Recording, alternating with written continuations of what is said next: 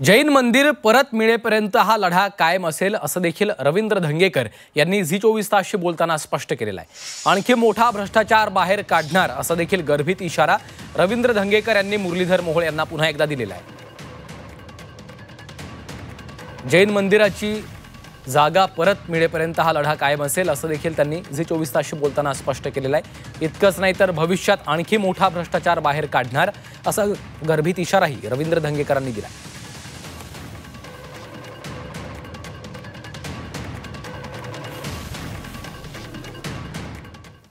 जैन मंदिर हे मुक्त झालं पाहिजे।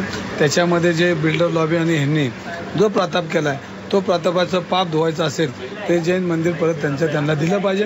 तिथं बोल्डिंग झालं पाहिजे। आणि मला वाटतं की केंद्रीय मंत्री फडणवीस आपलं शिंदे साहेबांना भेटले असतील, निरोप दिला असेल आणि म्हणूनच शिंदे साहेब म्हणले की हे 2 दिवसात हा तोडगा निघू शकतो। जर तोडगा नाही निघाला तर मी परत त्यांची परवानगी घेईन आणि परत रस्त्यावर येईन।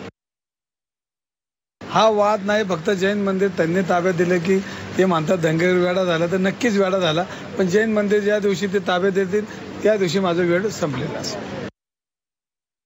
ते फक्त जैन मंदिरापुरता स्वल्पविराम, बाकी मला लढायचा अजून मोठा भ्रष्टाचार आहे।